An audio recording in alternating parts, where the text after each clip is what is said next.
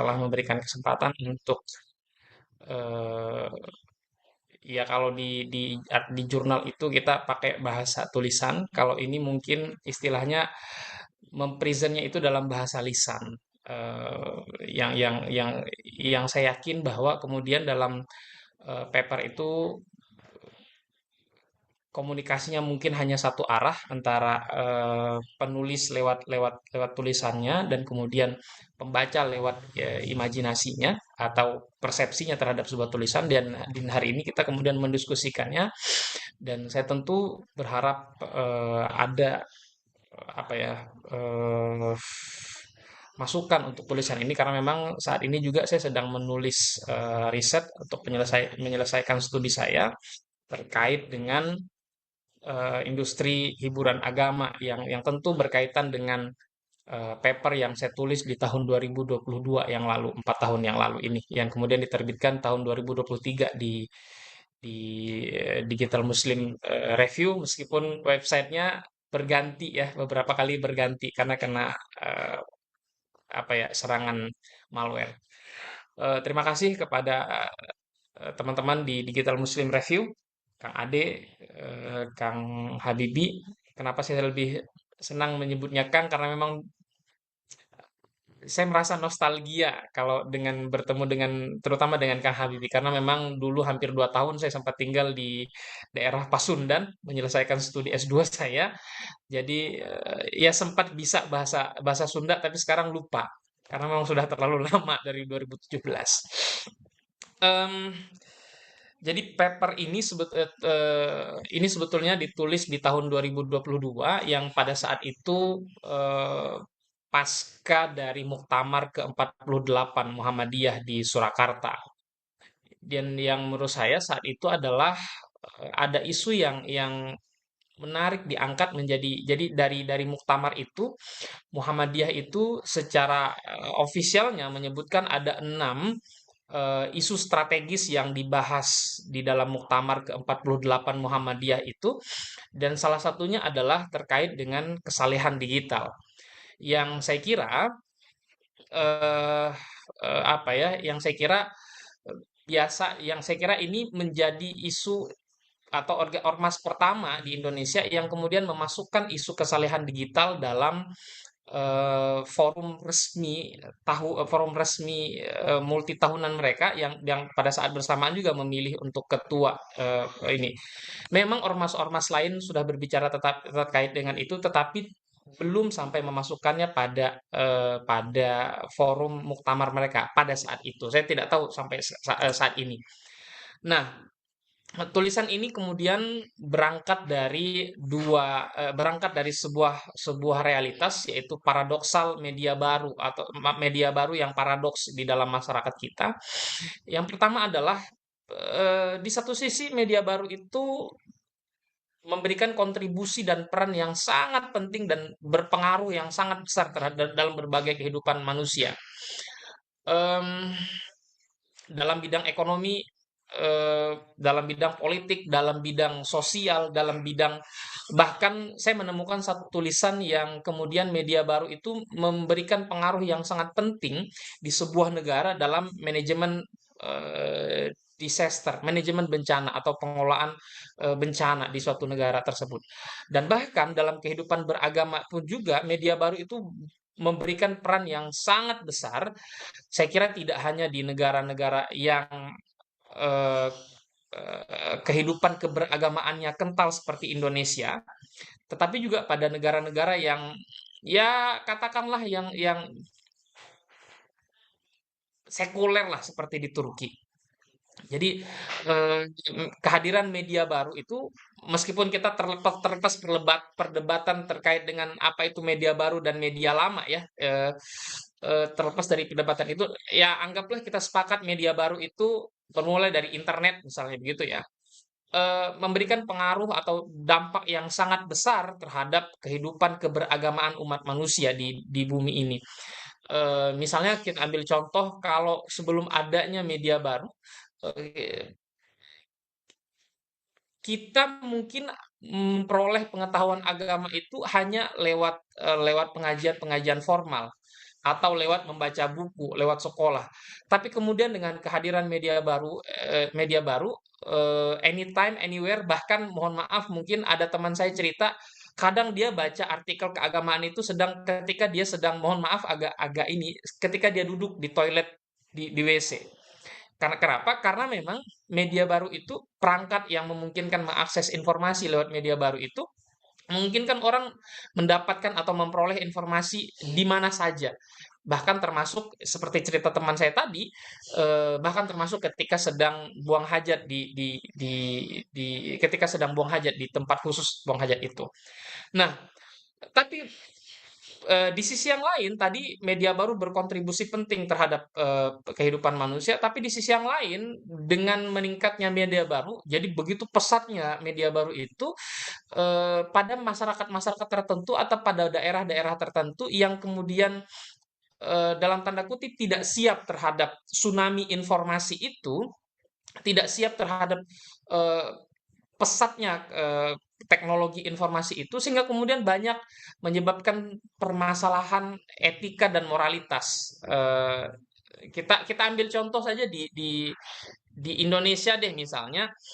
Em, saya tidak mengatakan bahwa tingkat literasi kita terhadap informasi kita itu sangat rendah, tetapi pada beberapa daerah, sebut saja misalnya di daerah di luar Jawa deh, misalnya di Kalimantan, di timur, yang kemudian akses informasinya rendah, terus kemudian tingkat pendidikannya rendah, sehingga kemudian kehadiran media baru itu sangat-sangat memungkinkan, jadi orang literasinya rendah, eh, diterpa lagi dengan berbagai informasinya yang mereka pusing untuk membedakan mana yang benar dan salah, sehingga kemudian eh, penyebaran hoax itu sangat masif, kebencian juga ujaran kebencian, rasisme juga, bahkan bullying juga sangat masif kita temukan. Bahkan saya belum merilis atau mempublish hasil riset ini.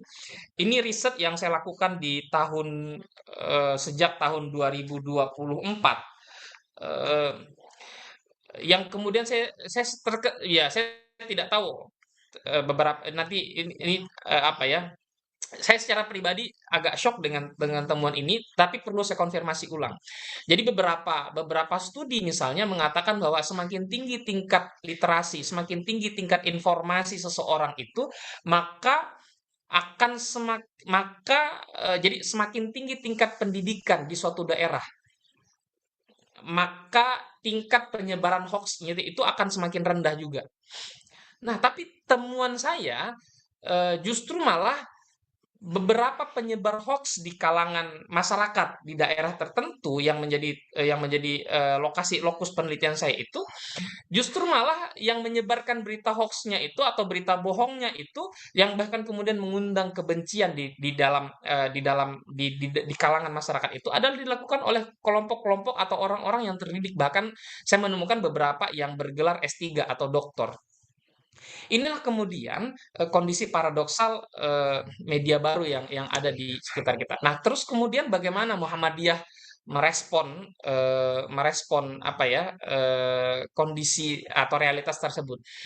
Eh, jadi bagi Muhammadiyah, eh, kondisi paradoks tersebut itu dianggap sebagai sebuah persoalan keumatan, sehingga kemudian karena dia sebuah persoalan, menjadi sebagai suatu persoalan keumatan, maka kemudian isu terkait dengan kesolehan digital menjadi salah satu isu strategis dalam Muktamar ke-48 Muhammadiyah di Surakarta, dan itu bisa kita lacak di media sosial, terutama di Instagramnya Muhammadiyah, yang secara ofisial menyebutkan 6 isu strategis yang dibahas dalam muktamar itu. Dan koreksi kalau saya salah, tapi sepenelusuran saya pada saat artikel ini ditulis, memang pada saat itu eh, diskusi atau diskursus terkait dengan kesalehan digital itu mulai ramai pada tahun 2022, itu mulai ramai dibicarakan. baik oleh di NU, baik di Muhammadiyah, baik kemudian di ormas-ormas yang lain. Bahkan saya menemukan di NU online itu di tahun segitu, di tahun 2022, tahun 2023 itu, atau bahkan di tahun 2019-an, 2020-an itu berapa kali apa ya, menuliskan terkait dengan pentingnya kesalehan digital di NU itu. Tetapi kemudian sepenelusuran saya di tahun 2022 itu baru Muhammadiyah yang kemudian menjadikan isu kesalehan digital sebagai agenda strategis dalam muktamarnya. Sementara ormas-ormas yang lain itu belum memasukkan itu sebagai isu strategis yang menjadi isu apa ya, isu utama lah dalam muktamar itu. Nah, em, kemudian tulisan ini kemudian berangkat dari jadi data yang tulisan ini datanya itu saya peroleh data utamanya itu dari Tanfiziah Keputusan Muktamar Muhammadiyah ke-48. Ada satu halaman yang membahas, jadi itu berisi terkait dengan kumpulan-kumpulan keputusan Muhammadiyah, dan ada satu halaman yang membahas secara spesifik terkait dengan kesalehan digital yang kalau saya sebut kesalehan digital ala Muhammadiyah lah.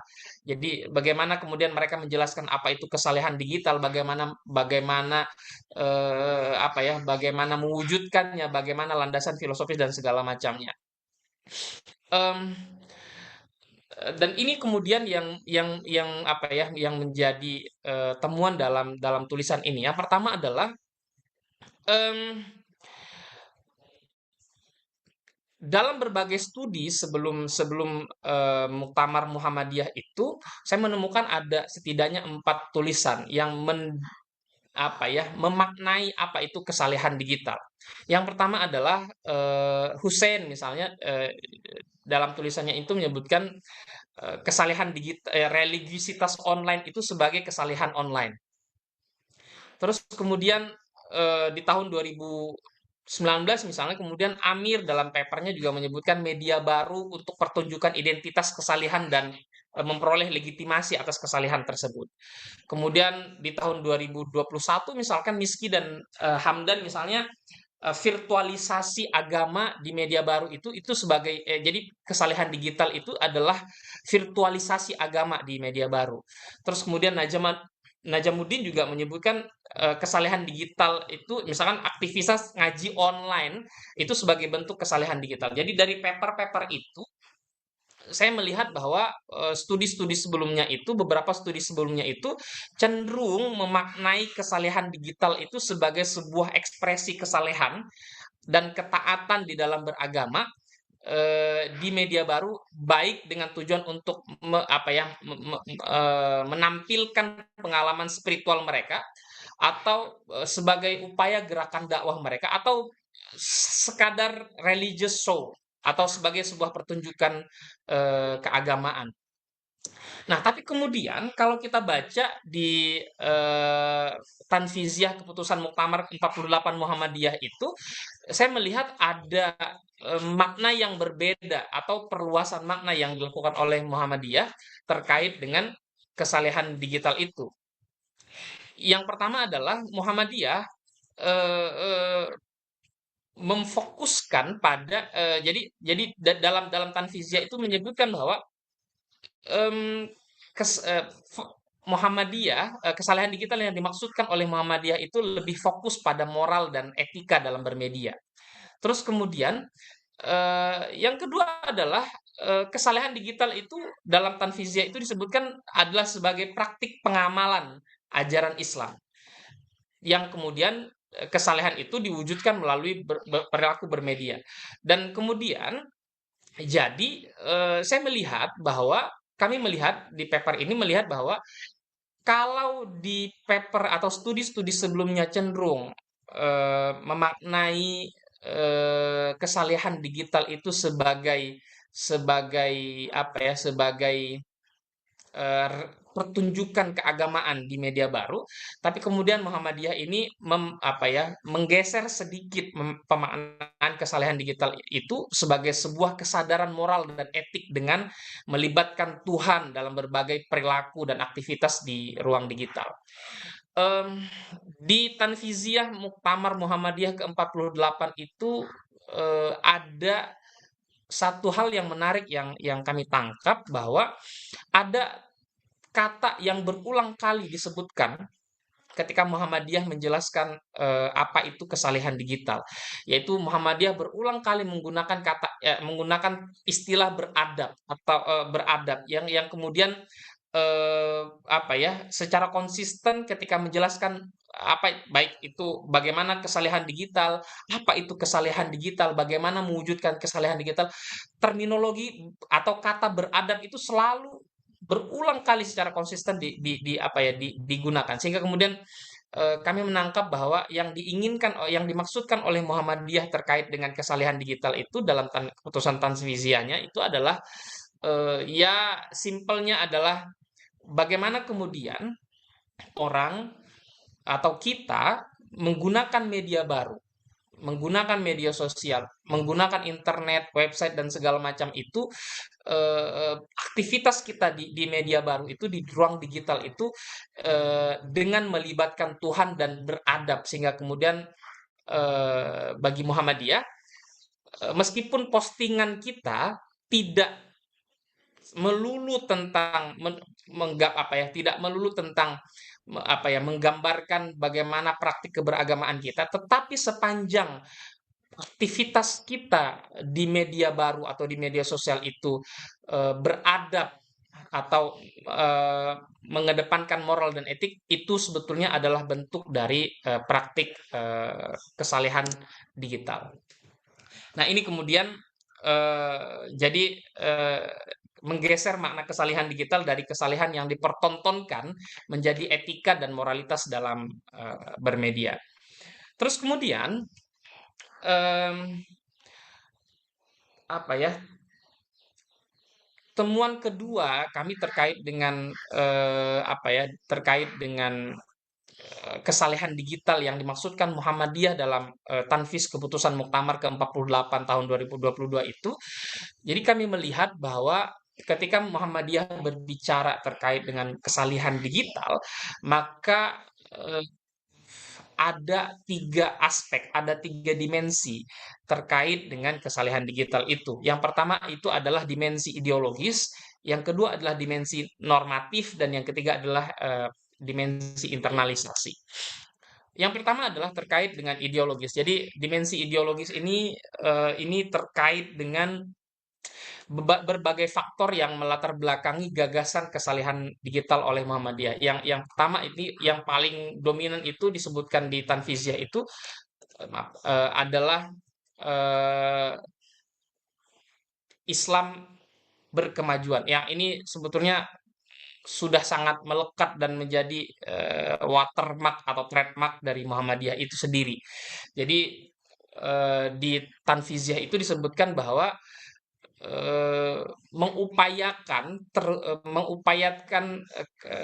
membuminya kesalehan digital di dalam masyarakat itu sebetulnya adalah bagian dari untuk mewujudkan Islam berkemajuan, sehingga Islam itu tidak hanya sehingga kita beragama itu tidak hanya fokus pada aspek ritualitas, tetapi juga melahirkan tatanan kehidupan sosial yang religius dan humanistik. Yang kedua adalah dimensi ideologis dalam gagasan kesalehan digital Muhammadiyah itu sebetulnya adalah respon dari fenomena berbagai permasalahan digital yang terjadi di masyarakat. Jadi ini yang kemudian kekhawatiran ini. Jadi kami menangkap adanya kekhawatiran Muhammadiyah terkait dengan permasalahan kesantunan dan moralitas netizen di Indonesia dalam menggunakan internet dan media sosial itu. Yang kedua adalah dimensi normatif. Jadi aspek kedua dalam gagasan kesalehan digital Muhammadiyah itu adalah dimensi normatif, yang kemudian dimensi ini itu adalah perangkat-perangkat norma, nilai dan tuntunan yang mengarahkan netizen dalam berperilaku di ruang digital. Dan ini dimensi normatifnya ini ada dua dimensi normatif yang apa ya yang dijelaskan dalam Tanfizyah Muktamar itu. Yang pertama adalah kode etik netizen Muhammadiyah. Jadi kode etik netizen Muhammadiyah ini ada 6 pasal aturan dan etika dalam bermedia sosial yang mengikat warga Muhammadiyah. Jadi ini khusus untuk warga Muhammadiyah saja. Jadi kode etiknya. Yang kedua adalah fikih informasi. Dan fikih informasi ini juga bisa diakses di websitenya Muhammadiyah. Saya juga kemarin sempat mengakses informasinya, yang itu menjadi panduan dalam menggunakan media sosial yang lebih beretika dan lebih bermoral lah. Dan ini tidak mengikat hanya untuk warga warga Muhammadiyah, tetapi juga kepada jadi bisa digunakan atau ya bisa dijadikan panduan bagi seluruh umat Islam. Dan kalau kita baca fikih informatif ini tidak seperti fikih yang kita bayangkan, yang halal, haram, terus kemudian ini, tapi lebih kepada panduan-panduan atau tuntunan-tuntunan dalam berperilaku di media sosial atau di media baru. Dan dimensi yang ketiga dalam gagasan kesalihan digital Muhammadiyah itu adalah dimensi internalisasi, yaitu bagaimana kemudian bagaimana kemudian mm, kesalihan digital ini bisa dibumikan atau mengakar dalam kehidupan masyarakat atau dalam kehidupan kita sehari-hari. Jadi Muhammadiyah menawarkan 3 hal. Yang pertama, perlu penguatan atau gerakan membangun kesadaran moral dan literasi digital. Yang kedua adalah dan yang kedua dan ketiga saya kira ini memiliki keterkaitan, yaitu kolaborasi antara tokoh agama, tokoh masyarakat, dan pemerintah dalam mewujudkan itu, baik lewat regulasi, kebijakan, maupun aturan-aturan yang dikeluarkan oleh pemerintah, tentu juga dengan partisipasi dari masyarakat serta keteladanan tokoh agama dan masyarakat. Saya kira demikian eh, pemaparan dari saya terkait dengan kesalehan digital ala Muhammadiyah. Mohon maaf atas segala kekurangan. Makasih. Assalamualaikum warahmatullahi wabarakatuh. Waalaikumsalam warahmatullahi wabarakatuh. Oke, terima kasih Pak Mualimin. Ini menarik ya. Eh, Berarti tadi dibangun sejak 2022 ya, Pak Mualimin ya, bahwa tentang konsep kesalehan digital yang dibawa di Muktamar Muhammadiyah di Surakarta ya, kalau nggak salah ya. Surakarta. Jakarta. Oke. Eh, saya melihat gini ya, menarik bahwa ada 3 konsep sebenarnya yang ingin dibangun sebagai pilar utama. Yang pertama itu ada ideologi yang berkaitan dengan landasan nilai atau why-nya, gitu. Kenapa gitu. Terus kemudian ada norma, aturan main atau how, dan kemudian ada tadi yang dijelaskan, saya lihat ada tentang internalisasi. Gimana caranya nilai itu benar-benar meresap dalam diri kita sampai menjadi satu kebiasaan, tentang konsep digital piety tadi ya, tentang kesalahan digital yang diusung di Muktamar Muhammadiyah di Surakarta tahun 2022. Baik, presentasi menarik. Saya kira ini para audiens kami persilakan untuk kita saling berdiskusi. Ada beberapa pertanyaan mungkin untuk menambahkan wacana atau menambahkan usulan tentang apa yang kemudian sudah disampaikan oleh Pak Mualimin. Kami berikan kesempatan ke para audiens untuk bertanya. Silakan. Saya mau nanya. Oke. Pertama-tama saya mengucapkan terima kasih ke Pak Mualimin yang sudah menyiapkan waktu, insya Allah 1 jam berbagi pengetahuan dengan kami. Ini adalah pelajaran yang sangat penting buat saya dan saya yakin juga buat semua orang di sini. Dan nanti insya Allah setelah selesai diskusi ini rekamannya akan kita bagikan di YouTube dan nanti orang juga bisa belajar. Eh, yang kedua, saya terkesan dengan presentasi Pak Mualimin, sangat meyakinkan sekali. Jadi saya menyimak dari pertama Pak Mualimin bilang salam sampai bilang terima kasih. Pak Mualimin, saya punya dua pertanyaan, Pak Mualimin. Yang pertama, Pak Mualimin bisa nggak ngasih gambaran ke kita, eh, selain Muhammadiyah, bagaimana reaksi ormas Islam lain terhadap perkembangan dunia digital? Kalau Muhammadiyah punya satu pedoman yang apa namanya ya, yang tadi seperti Pak Mualimin sampaikan, barangkali tidak terlalu mengejutkan karena Muhammadiyah memang punya prinsip berkemajuan. Jadi apa yang ada lalu yang terjadi kemudian masyarakat Muhammadiyah memberikan respons. Jadi sesuatu yang sampai batas ini tidak terlalu mengejutkan. Pak Mualimin barangkali punya informasi bagaimana kelompok Muslim yang lain, semisal misalkan NU, apakah ada juga sesuatu yang mirip dengan Muhammadiyah terkait dengan dunia digitalnya. Lalu barangkali ada Matwa Anwar, ada Persis, kemudian ada di Medan itu ada Al-Wasliyah dan lain sebagainya. Atau hanya Muhammadiyah yang sejauh ini baru baru secara nyata, secara eksplisit memberikan tanggapan tentang bagaimana seharusnya berperilaku baik di dunia digital. Kemudian yang kedua, kalau kita nonton video-video bagaimana orang asing datang ke Indonesia, mereka selalu memuji orang Indonesia, masyarakat Indonesia atas kesopanannya, sangat sopan, sangat sangat peduli dengan orang asing. Kalau ada orang asing datang, disapa, ditanya mau kemana, kadang-kadang diantarkan dan sebagainya. Tetapi di sisi lain di dunia digital, sebagaimana juga Pak Mualim menunjukkan, orang kita tuh paling paling nggak sopan ya.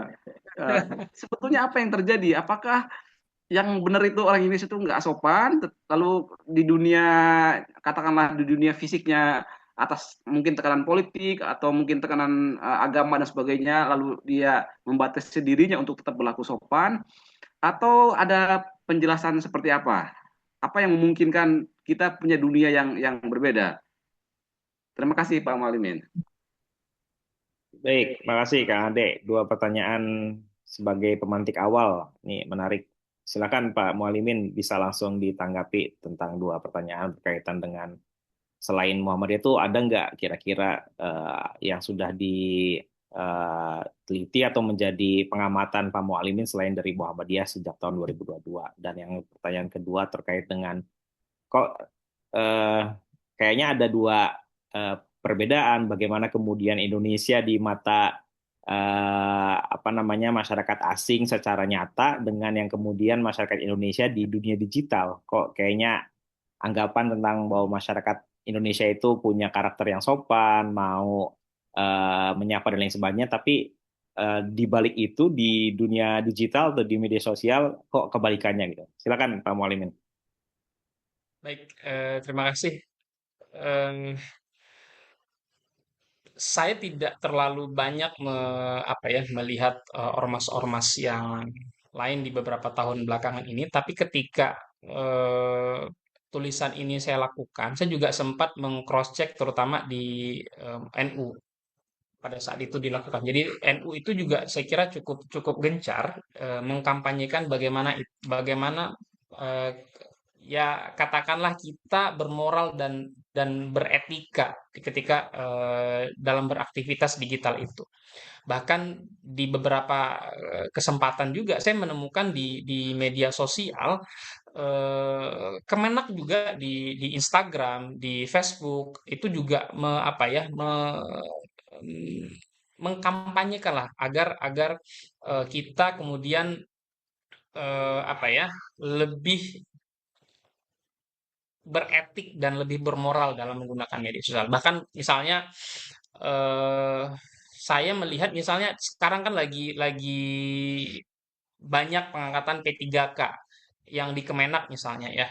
Dan mereka itu atau misalkan beberapa minggu yang lalu, 2 minggu yang lalu kalau tidak salah, Kemenak itu di beberapa daerah itu banyak yang penghapusan dari CPNS menjadi PNS jadi 100% dan mereka itu kan atau misalkan yang mau sertifikasi PKDP misalnya PKDP Kemenak itu mereka diwajibkan membuat postingan atau konten di media sosial mereka dan saya menemukan teman-teman saya atau berseliweran di media sosial saya itu dengan hashtag PKDP itu salah satunya adalah apa ya mengkampanyekan bagaimana kita lebih beretika dan bermoral di apa ya di berperilaku di media baru.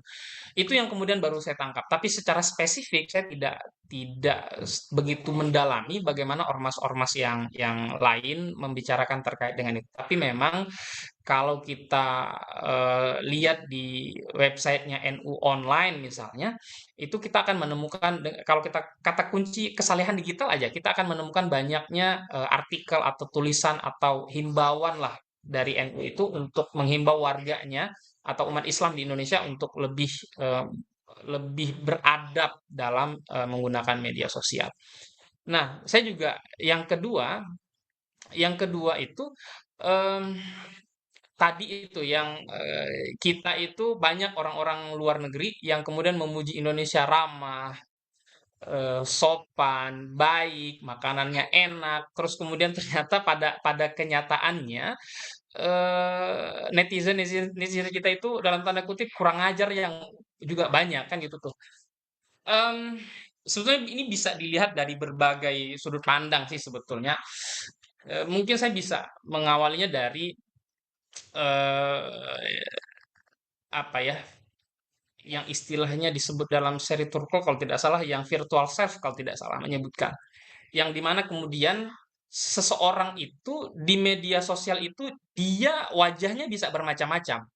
Apal dengan anonimitas itu misalnya bahkan ini di Gen Z misalnya kita sering dengar lah, bahkan sekarang sudah kayaknya sudah menjadi budaya di Gen Z itu ada second account, dan second accountnya itu bukan satu tapi bisa tiga.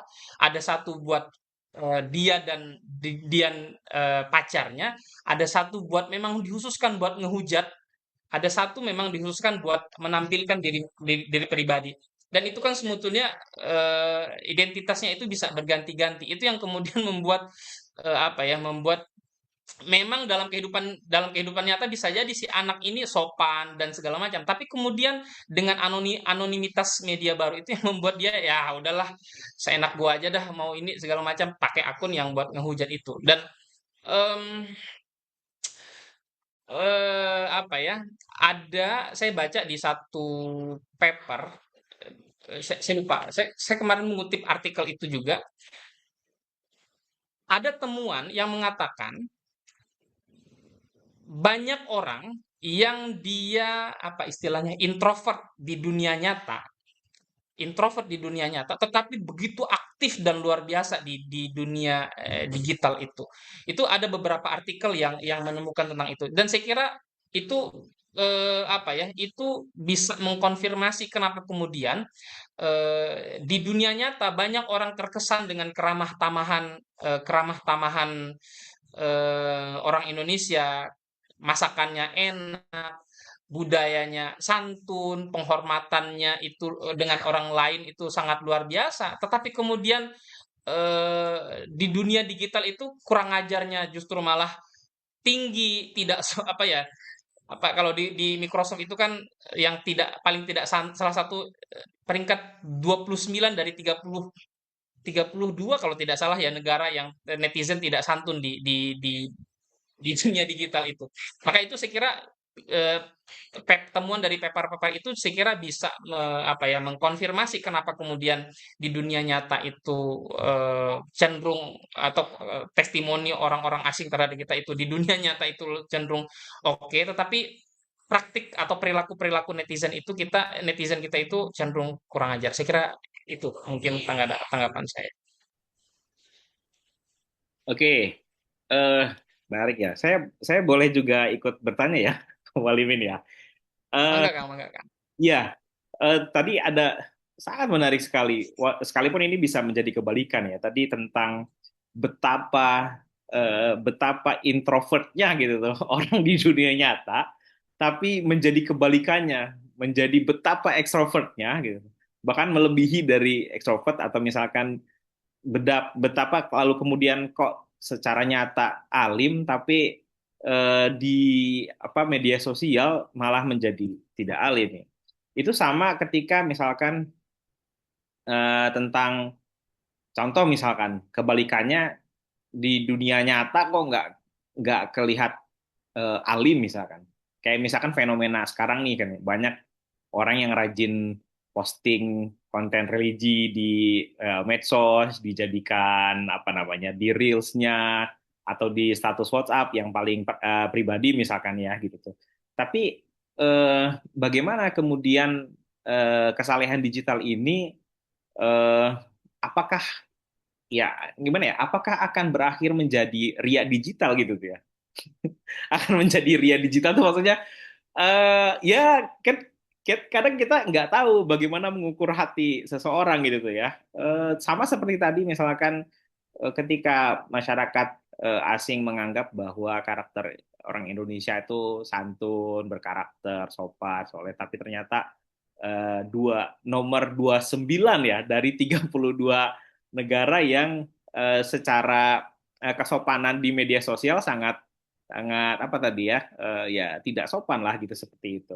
Nah, kadang kalau kita lihat balik bagaimana kemudian atau ada nggak sih sebenarnya yang kemudian menjadi apa namanya indikator untuk melihat bahwa apa yang kemudian atau yang terjadi di media sosial itu juga jauh dari yang hidup di dunia nyata. Tadi apalagi misalkan Pak Mualimin kita juga tahu bahwa munculnya second account yang bahkan second account itu apakah memang itu mewakili karakter pribadi yang punya akunnya atau jangan-jangan itu hanya ya taruhlah untuk hadir di sesuatu yang kalau saya pakai real account untuk ikut menghujat dan lain sebagainya itu malah membahayakan diri sendiri tapi kayaknya seru juga nih untuk masuk gitu sekalipun kita nggak bisa lihat juga apakah itu benar-benar real sebagai karakternya dia atau pengen apa bermain di wilayah itu gitu pengen ikut bermain sekalipun itu bukan karakternya gitu kadang sama seperti kita bermain sebuah game ketika bosan dalam satu game tuh kadang mau pindah dulu lah ke game yang lain sekalipun itu bukan karakternya gitu itu gimana tuh Pak Kalimin atas apa yang kemudian saya kira itu bisa menjadi riset yang lebih dalam lagi tuh ya Benar, nanti untuk benar, benar. untuk Bapak, apalagi tadi pertanyaan dari Kak Ade, kalau kemudian banyak ormas melihat itu, kemudian mereka ikut hadir di ruang media sosial, para kiai, para alim ulama di masing-masing ormas ikut hadir, kemudian menjadi apa namanya wacana kesalahan digital dalam tanda kutip memberikan edukasi dan lain sebagainya. Nah, saya kira itu gimana itu Pak Maulana? Saya mungkin tidak menjawab secara spesifik ya, tapi eh kalau terkait tadi tadi ditanya gimana sih mengukur mana yang kemudian apa indikator mana yang kemudian dia ini ria ria digital atau saya masih ingat di tahun 2021 kalau tidak salah 2021 atau tahun 2020 saat kalau tidak salah itu marak diperbincangkan di di kalangan pengamat media atau di kalangan akademisi terutama di komunikasi dan eh eh, oh baik Bu Isma. Eh, di kalangan terutama di Asosiasi Komunikasi dan Penyiaran Islam saat itu muncul istilah apa lupa saya istilahnya tuh pamer di Instagram itu tuh 2021 atau 2020 atau 2021 tuh itu sedang marak diperbincangkan dan kemudian pertanyaan yang sama muncul bagaimana sih kemudian eh, mengukur atau jadi yang indikator untuk mengatakan ini dia pamer, dia dakwah atau dia ini dia pamer, dia dakwah atau sekadar ya buat diary catatan harian dia secara digital lah. Dan itu juga sampai sekarang saya belum menemukan jawabannya ya. Tapi kemudian begini, Kang Habibie, eh beberapa beberapa waktu belakangan ini saya melihat bahwa konten-konten di Instagram itu atau terutama di Instagram ya, saya melihat banyak orang yang posting dalam tanda kutip kita menganggap mereka itu sebagai ria, tapi sebetulnya ini bagian dari bisnis keagamaan. Jadi industri hiburan, jadi yang saya sebut dalam riset saya itu adalah industri hiburan agama itu sendiri. Jadi misalnya saya kebetulan punya kerabat, punya channel YouTube terkait dengan tahfiz Quran dan tilawah. Lumayan populer, subscribernya jutaan, viewernya satu videonya jutaan. Terus saya tanya, ini konten memang benar-benar mau eh, ngajak orang baca Quran atau gimana? Kata saya, Bang, kata dia, ini kalau nggak ada duitnya nggak akan gua urus channelnya, Bang, kata dia. Ini real dan dan terus kemudian kalau kita lihat misalnya beberapa ini bahkan gini, tadi terkait dengan second account. Bahkan saya sendiri pun sebetulnya punya second account juga. Tapi memang karena tapi bukan buat ngehujat, tapi kemudian jadi ada second account yang memang saya khususkan buat saya ngumpulin data. Jadi saya kebetulan nulis itu pengumpulan penelitian saya itu banyak terkait dengan media sosial, konten-konten Instagram dan segala macam. Jadi saya khawatir kalau saya like, jadi nanti takutnya bahaya juga nih mau alimin nge-like posting ini. Padahal sebetulnya ini buat riset, jadi takut. Jadi sih kita bikin second account itu buat ya keamanan apa ya keamanan pencitraan pribadi sajalah biar nggak ini. Jadi ada second account dan memang dikhususkan HP-nya. Dan saya kira fenomena second account juga itu juga saya kira bukan hanya buat buat pencitraan pribadi saja, tetapi juga banyak kepentingan-kepentingan yang lain. Itu saya kira yang bisa saya sharing. Jadi saya tidak bisa menjawab secara spesifik terkait dengan itu, karena memang sampai sekarang juga saya secara pribadi belum menemukan pertanyaan. Tapi kalau memang kita lihat tidak, jadi kalau memang dari data yang saya dapatkan, bahkan interaksi langsung dengan konten kreator di YouTube, di Instagram, banyak yang saya menemukan bahwa motif dalam konten-konten keagamaan itu tidak murni keagamaan, tapi juga motif pribadi yang sekarang saya sebut dengan industri hiburan agama. Jadi agama ini sebagai sebuah hiburan lah. Terus Oke, kemudian ya. eh, Ini ada pertanyaan dari Mbak Ismah di Mbak Isma, chat. Apakah gender ikut mempengaruhi karakter kesalehan di dunia digital Indonesia? Ah, itu. Terima kasih Mbak Ismah pertanyaannya. waduh, saya agak agak susah ngejawab ini nih, karena pertama memang jujur li eh, saya belum belum apa ya belum membaca lah terkait dengan itu. Tapi kemudian eh, secara apa yang pernah saya temukan, mau laki mau perempuan, ya saya paham maksudnya mungkin ya perempuan mungkin di dunia nyata mungkin ya laki di dunia nyata mungkin lebih banyak diem, perempuan mungkin lebih banyak cuap-cuap.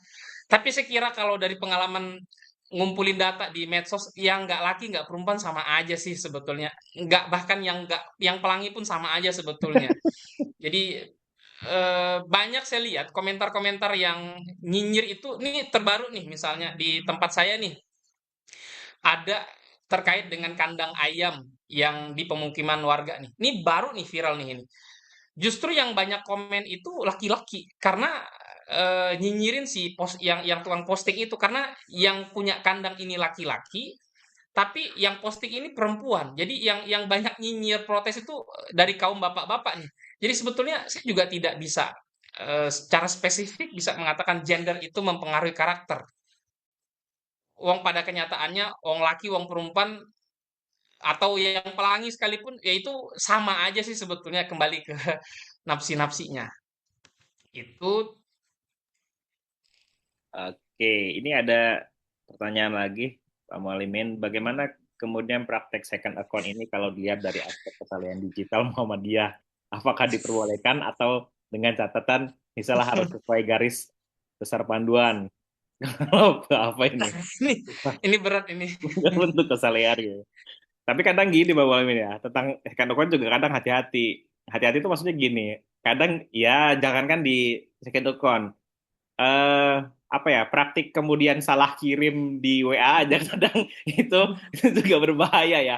Pas giliran kita lagi mau observe gitu ya pakai second account, ternyata lupa tuh mengganti second account-nya gitu ya. Iya. Itu juga berbahaya tuh. Enggak apa Imin gimana? Kalau Fufu Fafa saya nggak berani komen ya, rawan soalnya. Ya kalau praktik second account itu dilihat dari kesalahan apakah diperbolehkan atau ini saya nggak tahu diperbolehkan ini secara fikih ataupun ini, tapi kalau menanyakan secara fikih maka itu bukan ranah saya untuk menjawab itu. Jadi tapi saya kira kalau second account itu ya silakan saja tergantung kebutuhan atau pemanfaatannya.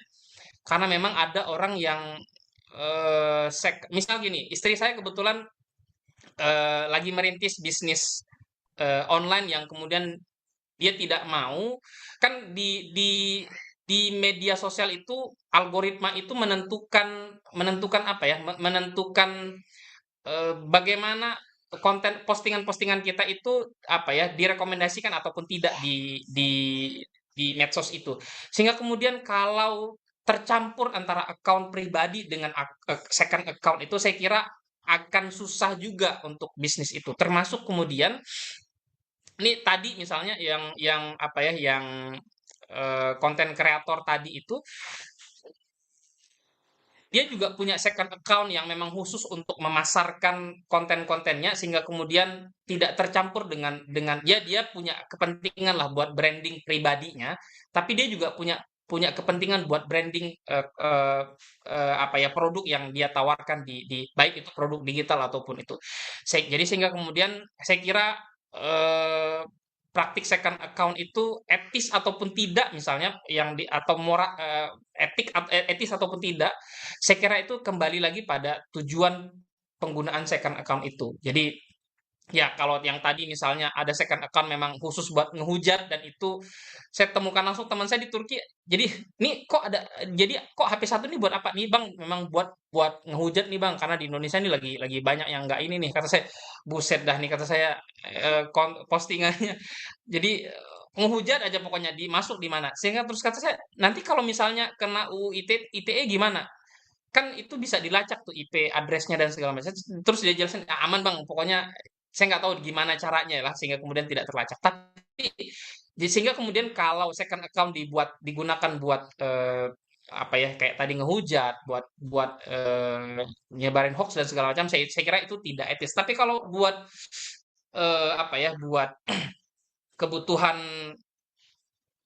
let's say personal branding, let's say buat penelitian, let's say buat bisnis dan segala macam, saya kira itu sah-sah saja sih saya kira second account itu. Saya kira itu, Kang Habibi. Oke, ini masih lanjut dari pertanyaan Pak Amri ini ya. Terakhir sebenarnya di pertanyaan terakhir itu ada catatan. Kenapa sih Muhammadiyah melihat persoalan media baru ini lebih secara etis atau moral? Kemudian bagaimana dengan aspek epistemologis misalkan? Contoh misalkan tadi yang juga sempat disinggung oleh Pak Mualimin tentang algoritma. Apakah ini ada hubungannya misalkan dengan distorsi algoritma itu sendiri gitu ya? Sama seperti misalkan kalau saya lihat misalkan eh, yang dilihat misalkan contoh di YouTube lah. Di YouTube itu kan yang akan dihitung adalah sejauh mana orang menonton Komen. secara utuh misalkan seperti itu ya. Ya terlepas ada komentar negatif atau positif. Nah kalau komentar negatifnya dia menonton sampai full kemudian dia memberikan komentar negatif juga kan nggak ada jadi persoalan karena akan terhitung sebagai views yang utuh gitu ya. Itu kan akan diuntungkan kan gitu pada dasar itu. Apalagi semakin banyak komentar-komentar yang kemudian menjadi diskusi di dalamnya, ya itu kan mempengaruhi jumlah tontonan, jumlah views dan lain sebagainya gitu ya. Gitu, gimana itu Pak Mualim? Baik, eh kalau kenapa Muhammadiyah melihat persoalan ini lebih secara etis dan moral, mungkin kita bisa kembali kepada apa yang kemudian dimensi ideologis atau yang melatar belakangi munculnya wacana kesalihan digital yang di dalam Tanfiziah Muktamar Muhammadiyah yang ke-48 itu, di mana kemudian di situ disebutkan ada semacam kegelisahan atau kekhawatiran Muhammadiyah atas fenomena yang terjadi pada saat itu, pada saat sebelum atau sedang muktamar dilakukan, di mana kemudian netizen Indonesia itu termasuk netizen yang buruk secara etik di media baru atau di media sosial, terus kemudian banyaknya hoax dan segala macam, apalagi saat itu kan tahun 2022 saat muktamar itu kalau tidak salah itu menjelang ini tahapan-tahapan awal pemilu kalau tidak salah ya. Sehingga kemudian saat itu kan tahapan pemilu kalau tidak salah mulai dari tahun 2022 kalau tidak salah.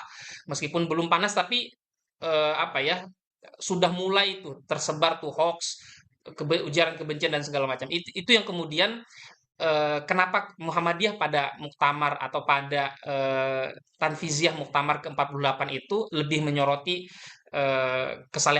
menyoroti kesalehan digital ini secara etis dan moral. Nah, tadi kalau terkait dengan Kang Habibi sampaikan tadi, saya baru ingat sebetulnya em, di 2024 kalau tidak salah ada public figure yang secara belak-belakan eh, dalam sebuah podcast itu bercerita bahwa saya akan mendapatkan penghasilan lebih banyak ketika eh, ada skandal yang saya lakukan. Either itu skandal beneran atau skandal skandal settingan. Terus kemudian kenapa skandal itu ini karena itu mengundang komentar dari netizen, mengundang hujatan dari netizen. Di mana kemudian semakin banyak orang komentar, maka eh, percakapan netizen terkait dengan isu atau skandal tersebut akan semakin naik dan ketika percakapan itu naik dia itu semakin dipercakapkan di media sosial itu sehingga kemudian dia menjadi populer dan banyak brand yang kemudian masuk ke dia endorse dan segala macam sehingga kemudian saya kira kadang apa ya isu-isu negatif itu di media sosial itu bukan memang isu negatif yang lahir secara alamiah, tetapi memang kadang diciptakan untuk mendapatkan keuntungan-keuntungan ekonomi tertentu lah, saya kira itu. Sehingga Ya, kemudian saya secara pribadi misalnya ketika ada skandal artis, skandal public figure, skandal ustadz atau apapun itulah, kadang saya tidak langsung percaya sih dengan skandal itu. Kadang memang sengaja di apa ya, bisa jadi itu diciptakan settingan, buat buat itu settingan. untuk mendapatkan ya bisa jadi misalkan agar katakanlah pesantrennya naik, travel umrohnya naik atau apalah itu pokoknya. Oke, saya kira demikian. Baik, terima kasih Pak Mun. Ada yang lain nggak, teman-teman yang bertanya? Kita eh, masih ada waktu sekitar 3 menit. Tapi Saya ya, terakhir. silakan.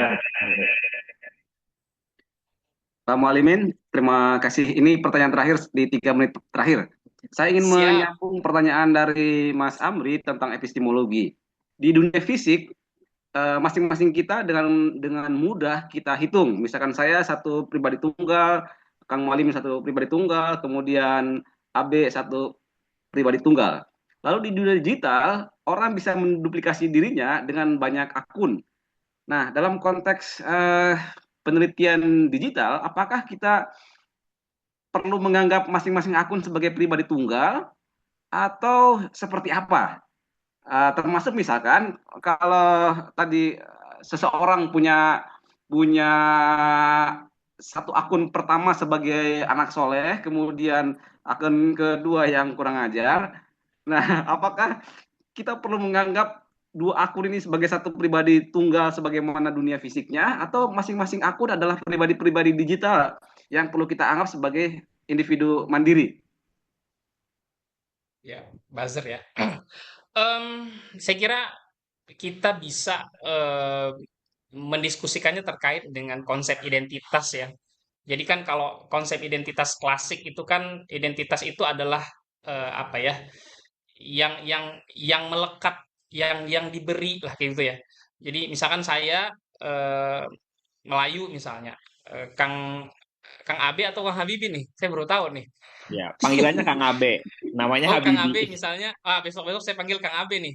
Iya, Kang Abi misalnya Sunda misalnya, Pak Ade ini Kang Sunda Ade pasti. misalnya Sunda Sunda pasti. misalnya dari logatnya sudah nampak ya. Itu itu kan yang ini ya. Tapi kemudian dalam dunia digital identitas itu tidak sekaku itu lagi. Jadi dia tidak apa ya, tidak sekaku itu dia. Jadi sehingga kemudian kalau pertanyaannya apakah dia sebagai seorang ini ya balik kita bukan melihatnya sebagai siapa dirinya, tetapi akunnya itu dia yang kita lihat. Sehingga kemudian identitasnya jadi satu orang itu ya bisa berkamuflase. Jadi kayak bunglon lah, bisa berkamuflase dalam berbagai berbagai berbagai apa ya, berbagai wajah. Kalau mungkin saya analogikan begini, saya masih ingat waktu saya menulis esai buat beasiswa di di Turki. Terus kemudian saya s- karena disertasi saya itu adalah proposal disertasi saya waktu itu adalah terkait dengan media dan perdamaian atau resolusi konflik, maka kemudian kata saya esai saya itu saya harus menonjolkan saya sebagai seorang anak yang terselamatkan ketika konflik antar etnis di Kalimantan di tahun 98 sampai tahun 2000. Sementara saya sebagai seorang dosen, saya sebagai seorang peneliti itu itu tidak saya munculkan, tetapi yang lebih saya tonjolkan itu adalah saya sebagai seorang anak yang kemudian terselamatkan ketika konflik itu, ketika saat konflik itu. Nah, saya kira itu yang kemudian bisa menggambarkan bagaimana kemudian identitas atau siapa diri kita ketika ketika di dunia digital yang tidak sekaku identitas di dunia nyata, tetapi di dunia digital itu ya siapa kita itu berdasarkan akun yang kita gunakan saat itu. Saya kira demikian. Oke, terima kasih Pak Mualimin. Ini sudah jam 11:01, seperti biasa bahwa kita akan membiasakan on time, dan 1 jam ini kita diskusi sangat luar biasa. Saya kira masih banyak pertanyaan dari audiens atau juga yang ingin disampaikan oleh Pak Mualimin, tapi karena waktu terbatas, ini juga sebagai bagian dari konsumsi netizen di media sosial, karena akan kita upload di YouTube apa yang kemudian kita tadi diskusikan selama 1 jam itu. Saya kira terima kasih Pak Mualimin. Before closing, ada closing statement dari Pak Mualimin yang ingin Saya disampaikan. kira cukup. Saya kira cukup. Ada yang mau disampaikan atau cukup? Saya kira cukup. Oke. Soalnya mungkin Baik, terima kasih Pak Mualimin. Saya kira the key takeaway diskusi kita tentang digital piety, tentang kesalahan digital, it's not about being perfect online, but it's about being aware. Jadi ini tentang kesadaran dari setiap akun yang kita punya, mau akun sebagai akun tunggal atau second account, kesadaran tentang setiap klik, setiap share, setiap komentar, itu tentu kembali ke kita sebagai pribadi, terlepas apakah itu dianggap tunggal atau tidak. Saya kira itu yang perlu kita lihat bersama ke depan, dan mudah-mudahan riset-riset ke depan yang akan nanti dihasilkan oleh Pak Mualimin itu akan bisa kita baca kembali berhubungan amin dengan amin new amin. media dan new piety atau digital piety. Saya kira itu, saya ingin mengucapkan terima kasih pada semua yang sudah hadir, para audiens, ada Mbak Isma, Kang Saifur Roman, Mas Ari, Mas Amri, terus kemudian Mbak Nadia, Mbak Fitria, dan ini Pak Maskur, terima kasih, walaupun telat ini sudah mau closing, tapi terima kasih sudah bergabung. Tentunya Pak Mualimin sebagai speaker hari ini sangat-sangat terima kasih. Ini diskusi yang sangat menarik sekali, diskusi yang enjoy, saya sangat menikmati, dan mudah-mudahan audiens lainnya juga menikmati, dan juga nanti para penonton YouTube di Indonesian Institute for Digital Humanities juga menikmati diskusi kita pada pagi hari ini. Saya kira itu, terima kasih. Kita akhiri diskusi kita pada siang hari ini. Terima kasih Pak Mualimin, kita bertemu lagi di kesempatan lain yang akan datang. Semoga sukses studinya Pak Mualimin. Amin amin amin amin amin. Terima kasih. Assalamualaikum warahmatullahi wabarakatuh. Izin keluar ya, Kang Abe, Ya, Kang terima Ade. kasih Pak Mualimin. Wih, keren banget ada Prof. Isma tadi ya. Mantap.